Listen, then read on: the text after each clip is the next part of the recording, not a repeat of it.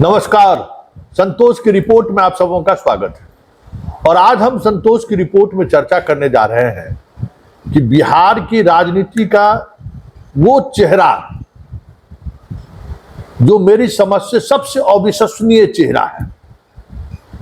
कोई आज तक हमें नहीं लगता है कि भरोसे के साथ उस व्यक्ति पर विश्वास जताया है और वो चंद महीने बाद फिर राह जुदा जुदा न कर लिया। मतलब इतना अविश्वसनीय चेहरा होने के बावजूद भी आखिर इस व्यक्ति में ऐसा है क्या कि गाहे बगाहे कुछ न कुछ पद मिलता रहता है। कभी सांसद, कभी मंत्री, चुनाव हार गए तो राज्यसभा सदस्य। राजनीति की शुरुआत के दिनों में जब एक बार विधानसभा चुनाव पहली बार जीते तो नेता प्रतिपक्ष। क्या नहीं इस व्यक्ति को मिला भाई, राज्यसभा सदस्य। लेकिन हमें यह समझ में नहीं आता है कि हर कोई जानता है कि यह आदमी भरोसे का नहीं है। आज सत्ता जैसी पद मिलेगा, कल से इसका सुर बदल जाएगा। तो फिर इस व्यक्ति में ऐसा रखा क्या है, ये बड़ा शोध का विषय है। हम बात उपेंद्र कुशवाहा की कर रहे हैं। हमें याद है कि नालंदा या राजगीर में 10 बरस, 12 बरस, 15 बरस हो गया होगा, 10 बरस, ये जदयू का कार्यकर्ता सम्मेलन, चिंतन शिविर के ये हो रहा था। उसमें ये और शिवानंद तिवारी एकदम तूफानी भाषण दिए थे और उसके बाद उपेंद्र कुशवाहा बाबू अपना रिजाइन देकर चल दिए। मतलब रिजाइन दे के चले गए तो हमें लगा कि अच्छा नीतीश कुमार को चुनौती देंगे, करेंगे क्या। तो वो पार्टी बना लिए, पार्टी बनाए, उसी तरह से देख रहे हैं। कभी हड़ताली मोड़ पर धरना पर बैठे हुए हैं, कभी जुलूस निकाले। हाँ, आदमी जुटा लेने वाला आदमी है भाई, आदमी जुट जाता है इनके साथ। लेकिन अरुण बाबू भी देखते थे इनके साथ में, फिर अरुण बाबू छोड़ दिए साथ में। हम अरुण बाबू से एक दिन पूछे कि सर इस आदमी में इतना अविश्वासी आदमी है, भरोसे के लायक आदमी नहीं है, जो इस आदमी को गद्दी पर देगा, जो पावर देगा, सबसे पहले उसी के खिलाफ ही बयानबाजी शुरू करके रिश्ता बीच में ही तोड़ के चल दे। कैसे आप इस आदमी के चक्कर में पड़ेंगे? कुछ वैचारिक रूप से ये आदमी मजबूत है क्या? एक होता है कि वैचारिक रूप से मजबूत रहने के बाद लोग विचारधारा का एक होता है कि अपना एक अलग रिश्ता बना देता है। वैचारिक रूप से हम सोशल जस्टिस के मानने वाले हैं तो हम उस वैचारिक जो मेरा विचार है उसके साथ हम कमिटमेंट के साथ खड़े रहते। अरुण बाबू हमको जवाब ठीक से नहीं दे पाए, हम समझ भी नहीं पाए। लेकिन संजोग ऐसा हुआ कि हमारे जिला में आदमी चुनाव लड़ने आ गया, दलसिंह सराय, और एकदम कुशवाहा का 1 नंबर सीट, वहां ही बुरी तरह से हार गए। तो ये तो मेरा जिला था। तो हम पूछे कुशवाहा सबसे कि भाई काहे हरा दिए, इतना बड़ा कुशवाहा का नेता। कहा आप संतोष जी नहीं समझते हैं, समझे, ये नेता किसी का नहीं है, इसीलिए 3 नंबर पर पहुंचा दिए। पार्लियामेंट के इलेक्शन में भी लोग इसी तरह से हरा दिया। उकारा काट सीतामढ़ी कैसे जीत के भगवान मालिक है, क्योंकि जहां एक बार जीतते हैं दोबारा वहां नहीं जीतते हैं। जंदाहा से फिर दोबारा विधायक नहीं बने, उजियारपुर से सांसद बनने के लिए आए, हार, विधायक बनने के लिए आए, हारे, सांसद ही हारे। काराकाट में जीते। इस बार पवन सिंह के कारण भले ही आरोप प्रत्यारोप कर दे कि हम 3 नंबर पर चले गए, जबकि सच्चाई यही है कि पवन सिंह नहीं भी रहता तब भी नहीं जीतते, क्योंकि इनके आचार विचार व्यवहार से जनता भी खुश नहीं, कार्यकर्ता भी खुश नहीं रहता है। नेता का हाल तो देखते ही रहते हैं। 2 बरस हुआ, उस समय तक चुप थे। अगर इतना ही बड़ा स्वाभिमानी आदमी थे तो 2 बरस के लिए क्यों राज्यसभा गए? ये नहीं जाना चाहिए था।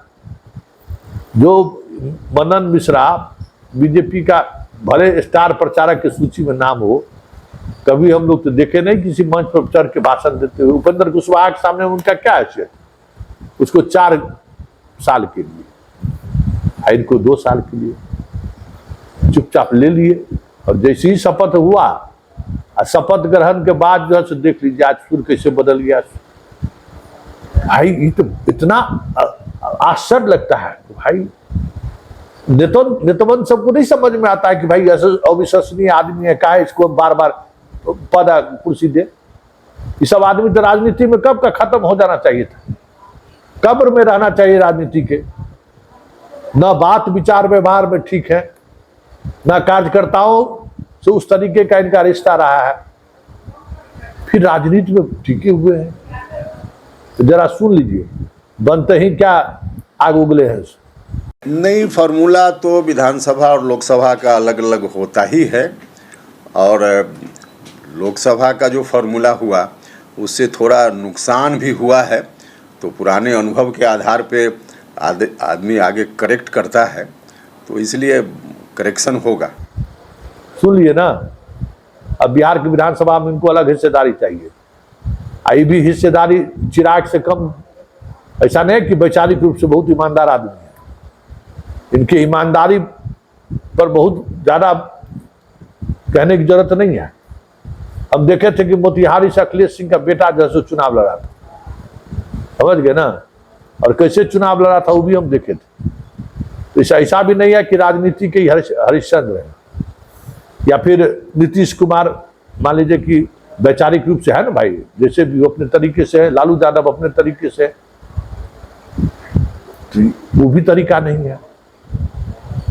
आखिर फिर बिहार के राजनीति में टिके हुए कैसे आई जनाब, इस शोध का विषय है कि भाई कुशवाहा भी नेता कभी स्वीकार नहीं किया इस आदमी।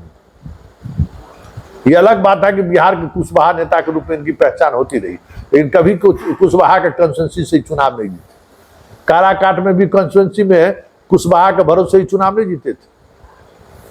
वहां एक इस तरीके का कॉम्बिनेशन बना, एनडीए का वोटर था, चुनाव जीत गए। कुशवाहा उजियारपुर से तो लड़के देखे थे भाई, उतना वो तो रोम गोप का, मधेपुरा गोप का, उसी तरीके से कुशवाहा का रोम है उजियारपुर, धूल चटा दिया इनको। तो कुछ तो बात होगी कि जात के नाम पर राजनीति में ऐसे ऐसे लोगों को सामने वाला ढोने को कैसे तैयार है भाई, वो भी ऐसा जाति का नेता जो अपने जाति के उम्मीदवार के अलावा किसी दूसरे को वोट दे नहीं सकता है। आज बताइए, सम्राट चौधरी को अध्यक्ष पद छोड़ना पड़ा कुशवाहा सब के कारण। लालू यादव 2-4 को कुशवाहा टिकट क्या दिया, सब कुशवाहा धोती खोल के चल दिए। बताइए, जात के भी नेता नहीं हो सकते, न जमात के नेता हो सकते हैं, जब अपना ही जात का आदमी साथ नहीं है। तो उपेंद्र कुशवाहा का तो जो हाल हुआ सो हुआ ही, कुशवाहा सब जो हाल किया सो किया ही। सम्राट चौधरी के भी राजनीति को खत्म कर दिया। तो जो वोटर कुशवाहा है वो तो और अविश्वसनीय वोटर है। जात के अलावा वो कहीं किसी सलाह रेंज में वो फीटे नहीं बैठता है। तो आज हम चरिया बरियारपुर में घूम रहे थे, तो कुशवाहा भाई से बात हो रहा था, तो कहा कि मंजू वर्मा थोड़ा डोल्ट है, आई जो राजद वाला जो है ना थोड़ा व्यवहार कुशल है, इसलिए हम लोग राजद को वोट कर देते हैं। लेकिन राजद को हम लोग थोड़े लालटेन वोट करते, वो व्यक्ति भी विशेष प्रयोग कुशवाहा है, लेकिन थोड़ा माइल्ड कुशवाहा है, व्यवहारिक कुशवाहा, इसलिए हम लोग वोट कर देते हैं। तो बताइए, तो जात भी ऐसा ही है।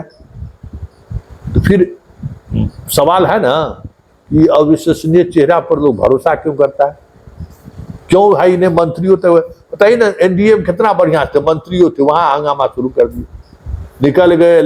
लालू यादव कौन कौन यूनियन बनाए, हार गए चुनाव, फिर आए, फिर विधानसभा में नीतीश के पास, मतलब रोड पर भक्खुड़ की तरह घूमते रहना है, इस पार्टी से उस पार्टी तक जाना है, न वैचारिक प्रतिबद्धता। अरे एक बात भी समझ में आए कि कोई वैचारिक प्रतिबद्धता है तो समझ में बन गए, कोई वैचारिक प्रतिबद्धता भी नहीं है, कोई कमिटमेंट भी नहीं है। तो खाली जाते होने से टिकट, सब लोग इसको टिकट दे रहा है, राज्यसभा से लेके लोकसभा तक का। तो ऐसा जात राजनीति में क्या होगा। मान लीजिए कि जाते अगर आइडेंटिटी है तब नहीं आज पॉलिटिक्स का ये स्थिति है कि अच्छे अच्छे लोग राजनीति में आना नहीं चाहते हैं, क्योंकि सामने देखते हैं जो सबसे बड़ा अविश्वसनीय चेहरा है उस पर सब दाव लगाता है। अब पता नहीं उसके कहने से कितना कुशवाहा लोग वोट देते हैं। लेकिन एक बात है, उपेंद्र कुशवाहा पे रिसर्च करने की जरूरत है कि आखिर इस आदमी में है क्या, कि जो आदमी सुहाग रात के दिन से ही दूसरे बॉयफ्रेंड की तलाश में निकल पड़ता हो, आखिर उसमें है कुछ तो बात होगी। अब देखिए विधानसभा में क्या होगा। चुनौती दे दी है ना मतलब रास्ता अभी से बना लिए हैं, 2 साल खत्म होने वाला ही है, उससे पहले विधानसभा चुनाव है, रास्ता बना लेना है, चल देना है घूमते हुए। समझ गए? समझ गए ना क्या कहने का मतलब है? मतलब बगावत की तरफ बढ़ चुके हैं कुशवाहा जी। कुछ दिन बाद लालू यादव के साथ कहीं दिख जाए तो कोई बड़ी बात नहीं होगी।